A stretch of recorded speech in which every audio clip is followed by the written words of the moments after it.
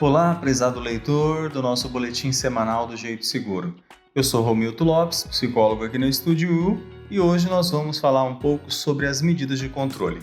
Até agora nós vimos a diferença entre perigo e risco, vimos também os 5 grupos de riscos que são classificados pela legislação. Agora nós iniciamos a nossa série conhecendo as medidas de controle ou medidas de proteção.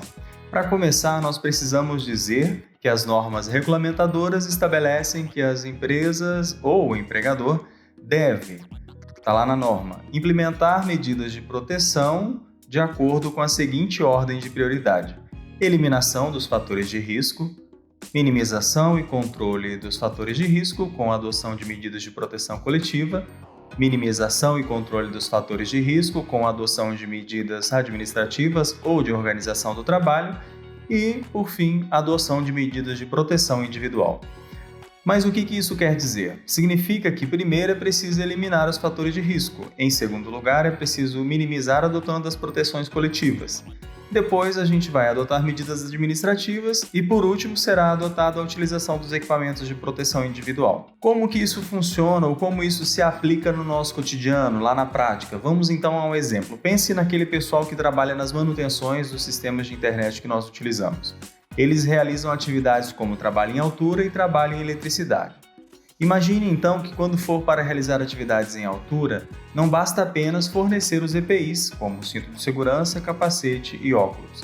É preciso também eliminar os fatores de risco, como, por exemplo, não trabalhar em dias de chuva ou ventos fortes, porque trabalho em altura com chuva e vento não é favorável, extremamente perigoso.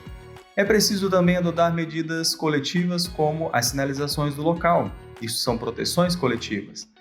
Já viram aqueles cones e faixas zebradas perto dos postes enquanto o pessoal está trabalhando na altura? Servem para isso, informar que é um trabalhador realizando atividades e você deve se afastar. Uma medida administrativa muito útil é a permissão de trabalho. Nela devem estar contidas todas as informações do trabalho que será realizado, quais os procedimentos, proibições e etc. Viu só? Não basta dar o EPI e dizer que está tudo bem. Há muita coisa que pode ser feita para evitar os acidentes. No próximo boletim nós vamos especificar algumas medidas de proteção ou medidas de controle. Por isso, continue acompanhando a gente para saber mais sobre segurança e saúde no trabalho. Acesse o nosso site estudio.com e fique por dentro. Até o próximo!